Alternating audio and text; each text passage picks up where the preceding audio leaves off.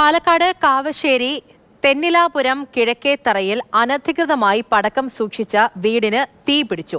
പടക്ക നിർമ്മാണം നടത്തിയിരുന്ന തമിഴ്നാട് സ്വദേശി കാളിമുത്തുവിന് ഗുരുതരമായി പൊള്ളലേറ്റു. ഇയാളെ തൃശൂർ മെഡിക്കൽ കോളേജ് ആശുപത്രിയിൽ പ്രവേശിപ്പിച്ചിട്ടുണ്ട്.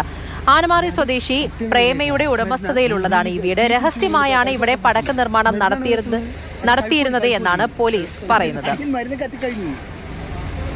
ഗോകുൽ VS വിവരങ്ങളുമായി ചേർന്നുണ്ട്. ഗോകുൽ, എപ്പോഴാണ് ഈ സംഭവം ഉണ്ടാകുന്നത്? അനധികൃതമായി സൂക്ഷിച്ചതാണ്, രഹസ്യമായിട്ടൊക്കെയാണ് ഓരോ കാര്യങ്ങളും ചെയ്തത് എന്നാണ് മനസ്സിലാക്കുന്നത്. എന്താണ് ഈ വിഷയത്തിൽ പോലീസ് അറിയിക്കുന്നത്? ഇയാൾക്ക് എങ്ങനെയുണ്ട് ഇപ്പോൾ?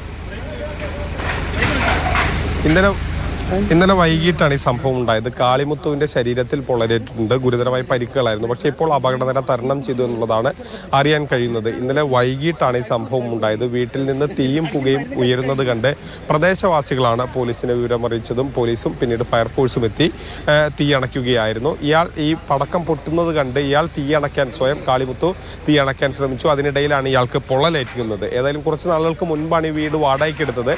ഭക്ഷണം ഉണ്ടാക്കാനുള്ള അല്ലെങ്കിൽ ഇത്തരത്തിൽ ചില ലഘുഭക്ഷണങ്ങൾ ഉണ്ടാക്കാനുള്ള ഒരു രീതിയിൽ ഒരു വ്യവസായം നടത്താനാണെന്ന് പറഞ്ഞാണ് ഈ വീട് വാടകയ്ക്കെടുത്തത്. പക്ഷേ ഏതായാലും അവിടെ ഉണ്ടാക്കിയത് അനധികൃതമായുള്ള പടക്കമാണ്.